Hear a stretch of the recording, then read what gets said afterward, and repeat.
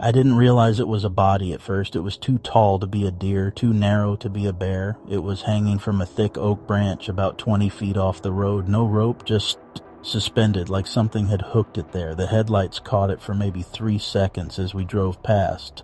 Long enough to see the arms. They weren't tied, they were dangling, and they were bent the wrong way. I told myself it was a Halloween prank, some sick display, until it moved, not swinging, not from wind. It twitched, like something inside it was still trying to breathe. We didn't stop. We should have kept driving. But my brother said we hit something about half a mile back, and that's when the car died. Complete silence, no crickets, no wind, just the ticking of the engine cooling and something stepping off the road behind us.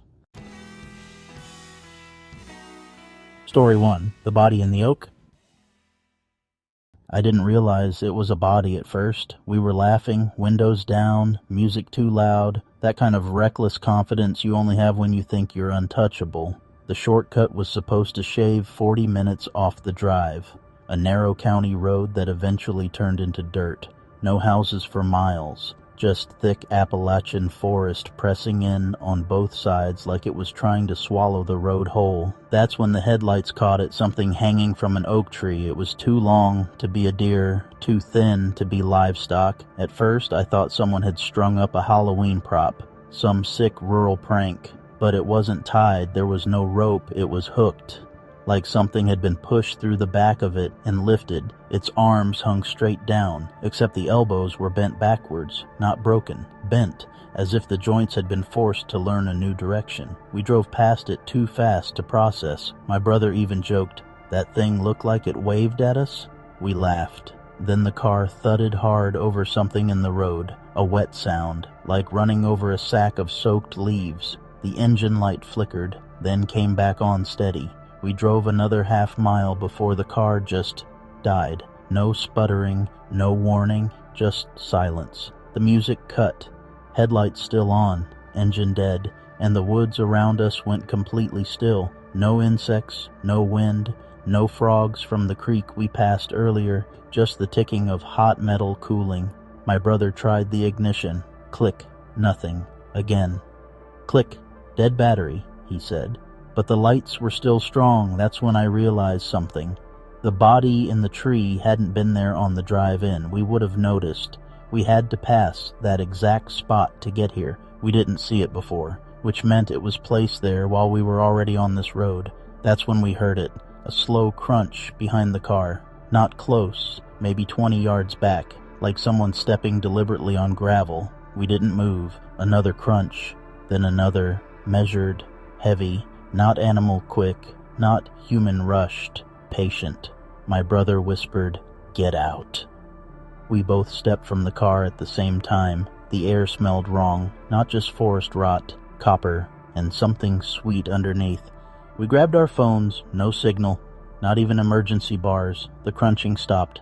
We turned slowly. The road behind us was empty, but something was moving in the tree line, low to the ground at first, then rising like someone standing up. I swear on everything. I saw shoulders, broad, unnaturally square, and something pale behind them. Another shape, and another, not running at us, just stepping closer, staying between trees. We ran, not into the woods, forward, back toward where we'd seen the body, because at least we knew that direction led somewhere.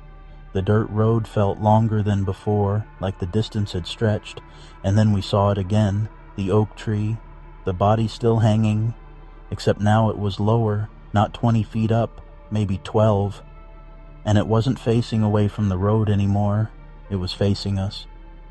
The face was wrong, too smooth, skin pulled tight, eyes open, mouth sewn shut, and something had carved letters into the chest. Not deep, just enough to scar, a last name. We didn't recognize it, but as we kept running, we started seeing it everywhere, carved into trees, spray painted on old metal signs, etched into the wood of mailboxes, claimed, marked, owned. That's when the first house came into view, low and wide, no porch light, but smoke drifting steady from the chimney, 3 rocking chairs on the porch, moving, slow, back and forth, no one sitting in them. We should have kept running. Instead, my brother banged on the door, hard. The rocking stopped instantly. All 3 chairs froze mid-swing. The door opened without a sound. An older woman stood there. Thin, gray hair pulled tight back from her face. Eyes too light, too cloudy. She looked past us first, not at us. Past us, like she was counting something behind us in the dark. Then she said the worst possible thing. "You boys hit him." Not a question, a statement. My brother tried to explain. We didn't see anyone. The woman tilted her head slightly, like she was listening to something inside the house. Then she stepped aside. "You better come in." Behind her, I could see a long dinner table, set for more people than were present, and I realized something worse than the body. The chairs weren't set randomly. They were evenly spaced, like they expected guests, and the crunching sound from the wood started again. Closer this time, on the porch steps. The crunching stopped right behind us on the porch, not in the woods anymore, on the boards. Slow, weighted, deliberate. The woman didn't turn around. She just stepped back further into the house and said quietly, "Close the door. You're letting the cold in." It was July. There was no cold. My brother didn't move. I did. I don't know why. Maybe instinct told me being inside walls was better than being out there. The door shut behind us with a soft click. No lock sound, just wood meeting frame. The house smelled thick, grease, smoke, iron. That copper scent again. The dinner table was set for 12. Only 3 chairs were occupied. An older man at the head, 2 younger men on either side of him. They looked alike. Same narrow skull, same pale eyes. They weren't eating, they were waiting. The older man stared at my brother. "You damaged him," he said calmly. My brother stammered. "We didn't hit a person, we hit something in the road."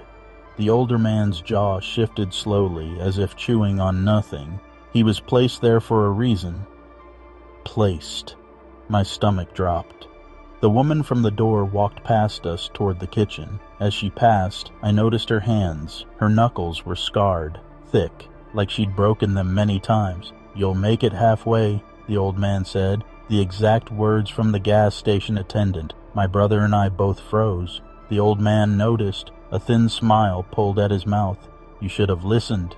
That's when something slammed against the back door of the house, hard enough to shake the frame. Then another impact. Heavy, wet. The younger men didn't react. The older man just nodded slightly. "Go let him in." One of the younger men stood. He was taller than I realized at first. His shoulders almost brushed the ceiling beams. When he passed behind me, I could feel heat radiating off him. And something else. A smell. Rot. The back door opened, and they dragged it inside. The thing we'd hit. It wasn't dead. Its legs were twisted wrong. Its arms bent the same unnatural direction as the body in the tree. Its mouth sewn shut, eyes wide and furious, still alive. The younger man looked at us and said, "You don't waste." They hauled it toward a door in the floor near the kitchen, a root cellar. The trap door opened, and I heard something from below. Not one voice, several. Low, hungry. My brother grabbed my arm. We bolted, straight for the front door. It didn't budge, no visible lock, but it wouldn't open. Behind us, footsteps started, fast now. The older man's voice remained calm. "Don't damage them." We ran toward a hallway, doors on either side, one slightly open. Inside, beds, 4 of them, all made perfectly, each with a folded set of clothes at the foot, different sizes, like they were prepared for whoever arrived. The footsteps were close. My brother shoved me toward a window. I smashed it with a chair. Glass exploded outward. We crawled through. I sliced my arm on the frame. Didn't feel it. We hit the ground and ran toward the trees. Behind us, no shouting, no immediate chase, just that calm voice drifting through the broken window. "You'll make it halfway." We didn't stop running. Branches tore at our faces. Roots grabbed our feet. The forest felt tighter than before, like it was steering us. Then my brother tripped, hard. I turned. He was on the ground. Something had grabbed his ankle, not from behind, from below. A hand, reaching up through leaves and dirt like it had been waiting there. He screamed. I tried to pull him. More hands came, silent, pale, dragging him down. The forest floor wasn't solid. It gave way, like a pit disguised with brush. I saw at least 4 faces beneath the leaves, eyes gray, teeth too visible. They didn't roar, they didn't yell, they just pulled. My brother's nails scraped bark as he clawed toward me, and then he was gone. Just dirt settling, the forest silent again. I stood there, shaking, waiting for them to come for me, too. They didn't. Instead, I heard the old man's voice somewhere in the trees. Not yelling, just conversational. "You'll make it halfway." I ran until I collapsed. I don't remember reaching the highway, but I did. A truck picked me up at dawn. I told them my brother disappeared in the woods. Search parties went out, dogs, drones, helicopters. They never found the house. They never found the oak tree. They never found the pit. But they did find something else, about 3 miles from where I said it happened. A deer, hanging from a branch, no rope, arms bent wrong, and carved into its chest, my last name. Story 2, she took me home. I met her online. That's the part I hate admitting, not on some shady site. Just normal social media, mutual friends, same music taste, same dumb humor. She was quiet at first, not shy, just observant. When she laughed, it felt genuine. When she stared at you, it felt like she was measuring something. We talked for 3 months before I visited. She lived in the mountains, small town, population barely on the map. When I told my friends I was driving up there for a weekend, they made the usual jokes. "Don't get murdered." I laughed too. The town was exactly what you'd expect. 1 gas station, 1 diner, 1 church, dense woods swallowing everything else.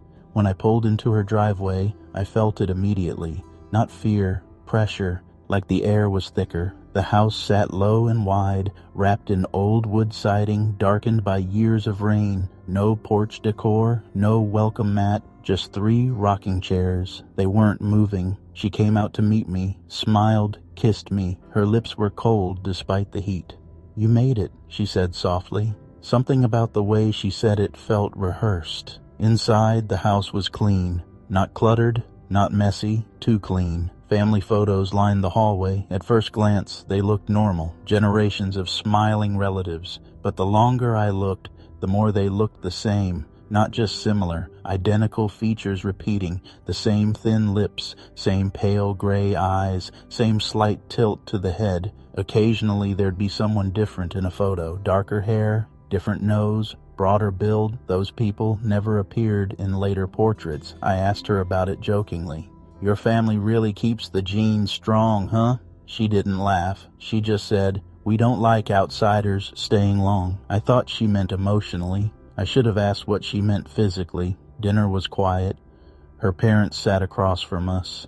They didn't ask questions about me. They didn't need to. They just watched how I ate, how I held utensils, how I spoke, like I was being evaluated. Her younger brother sat at the end of the table, maybe 12. He never blinked, not once. I tested it. I counted in my head, 45 seconds. No blink, just that steady stare. When I excused myself to the bathroom, I passed a door at the end of the hall. Locked. I heard something behind it. Not movement. Breathing. Slow. Ragged. I told myself it was an animal. Mountain houses have weird sounds. When I came back to the table, her father asked calmly, "Do you plan on settling down?" The way he said settling sounded permanent. I laughed nervously. Said we were just seeing where things go. Her mother's fork paused mid-air. "People who come here usually stay," she said. That night she wanted me to sleep in her room. Her room was at the back of the house. The windows didn't open, painted shut. I asked about it. She shrugged. "Cold drafts." It was summer. Around 2 a.m., I woke up, not from a noise, from absence. She wasn't in the bed.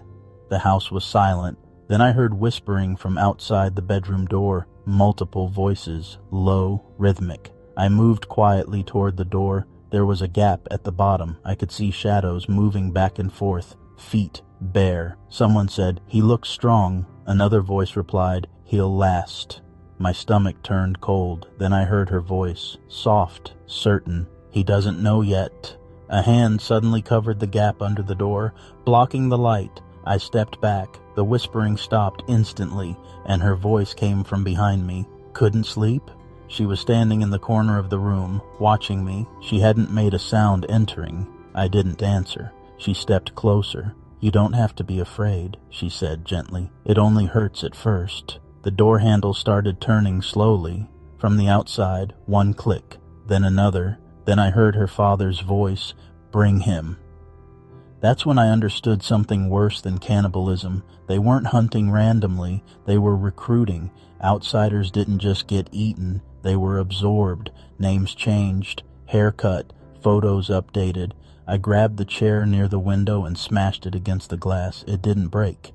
It wasn't glass, it was reinforced. She didn't try to stop me, she just watched. Almost disappointed, the door burst open. Her father and brother stepped inside, not rushing, calm. Her brother's eyes looked wrong in the dark, too reflective. I shoved past them, shoulder-checking her father. He didn't fall, didn't even stagger, just adjusted his stance. I ran down the hallway. The locked door at the end was open now. Inside was a root cellar stairwell, and at the bottom, someone chained to the wall, alive, thin, eyes gray.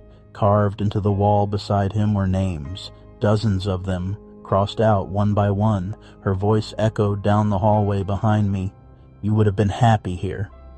I don't remember how I got out. I remember trees tearing at me. I remember headlights finally appearing. I remember driving until sunrise. Months later, I checked her social media. She was engaged to someone new. In the engagement photo, he had gray eyes, and her caption read, "He decided to stay." Story 3, the property line. I wasn't lost. That's the part that bothers me. I hunt that region every year. Same ridges, same creeks, same landmarks. I know where the state land ends and private property begins. There's no fence, just a shift in the trees. Like the forest grows differently past a certain point. I crossed it without realizing. At first, nothing changed. Then the woods got quieter. No birds, no squirrels, no insects. Even the wind sounded muted. I found the first marker, nailed into a tree about a mile in. Not a no trespassing sign, just a symbol carved deep into the bark. A circle with 3 lines branching downward. It looked old, weathered, recarved over and over through the years. Then I found animal bones tied to another tree with braided twine. But they weren't just tied, they were arranged, facing the same direction, toward me. I should have turned around. Instead, I kept walking. And that's when I saw the shack. It was barely standing, roof sagging, smoke drifting thin from a pipe. I thought someone else was hunting illegally. I stepped closer. That's when I saw the clothes, hanging from a line beside the shack. Jeans, boots, a flannel shirt, all stained dark at the collar, too dark. And beneath the clothesline, teeth, not animal, human molars mixed with deer bones. I crouched instinctively, and that's when I heard them, voices, but not conversational, repetitive, like rehearsal.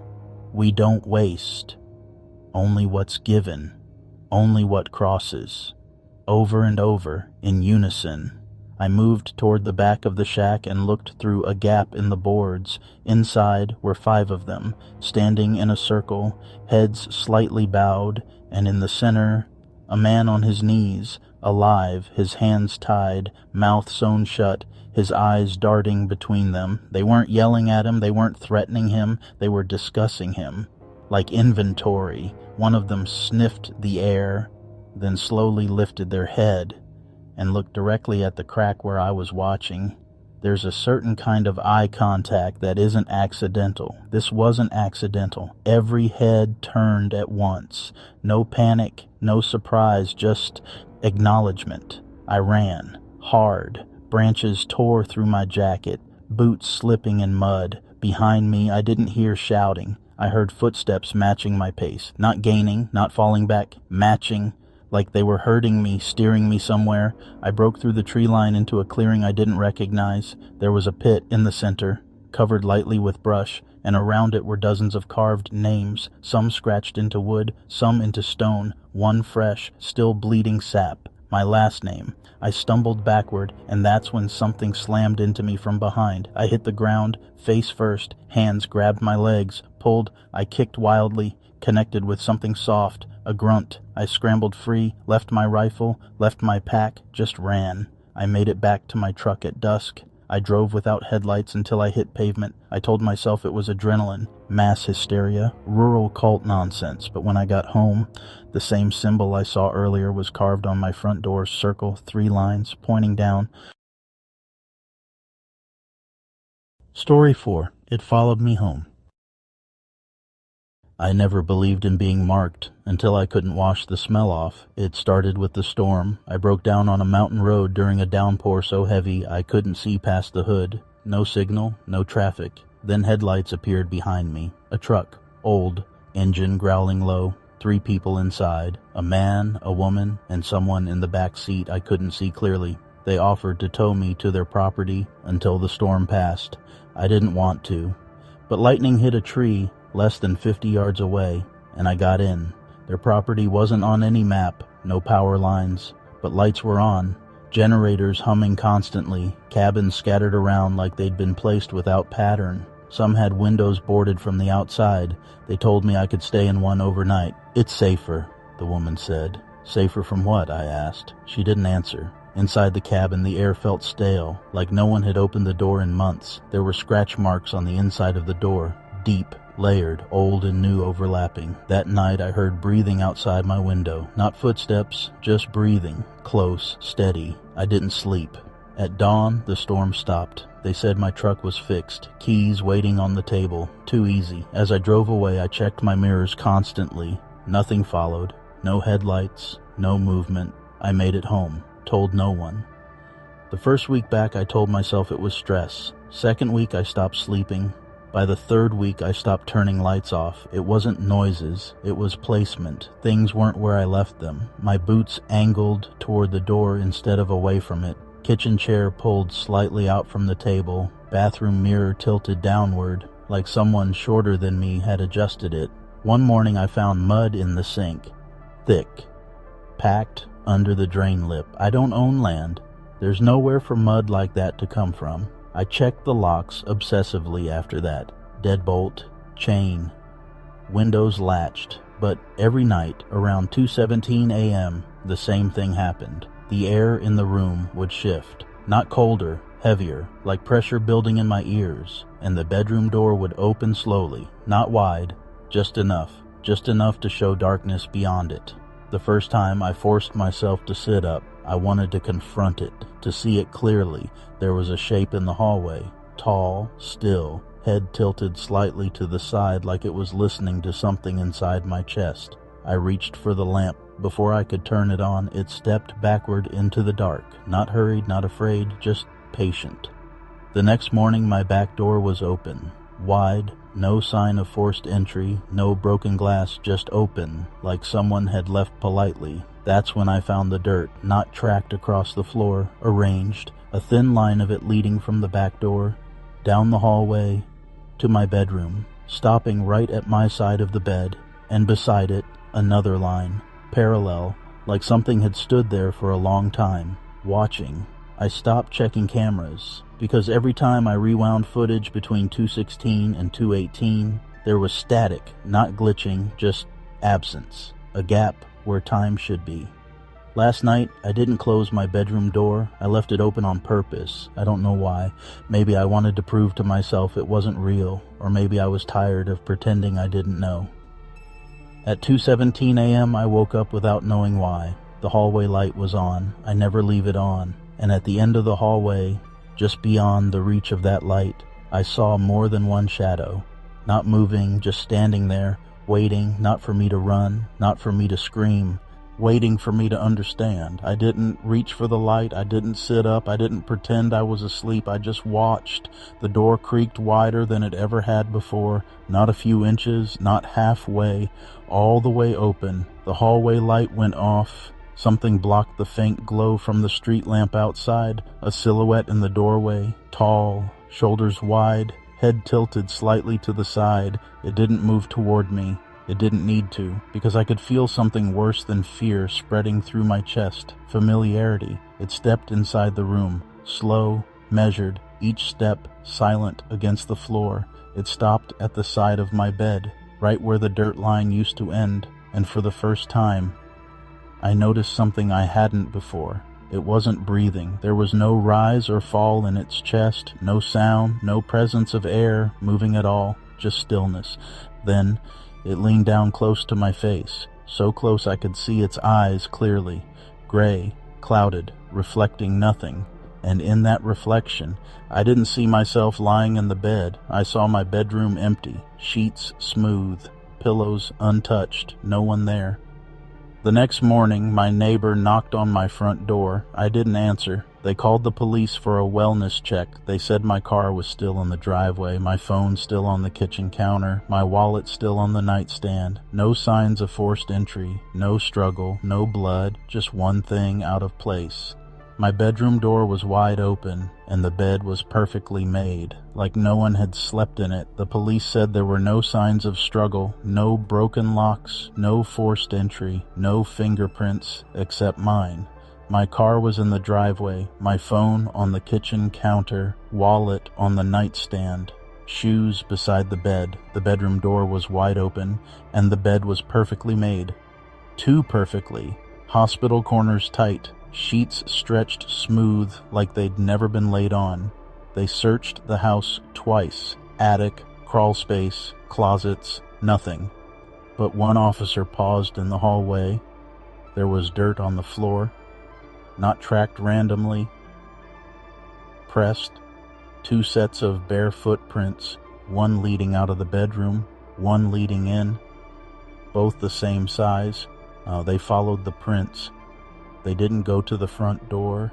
They didn't go to the back. They stopped in the living room, right in front of the mirror. That's where the dirt was thickest, like someone had stood there a long time, facing their own reflection.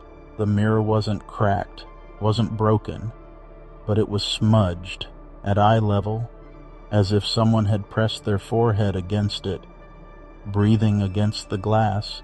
Except there were no condensation marks, no moisture, because whatever stood there wasn't breathing. The officers left after a few hours, filed it as a missing persons case. No signs of foul play, just disappearance. That night, in the empty house, at 2:17 a.m., the bedroom door slowly opened again, and something stepped out, not into the room, out of it. It walked down the hallway, past the mirror, paused, adjusted its posture slightly, rolled its shoulders like it was settling into something new. Then it reached for the front door, unlocked it, and stepped into the quiet street. By morning, the house was empty, except for one thing. In the bedroom, on the perfectly made bed, there was a thin line of fresh dirt, stopping exactly where someone's body would have been lying.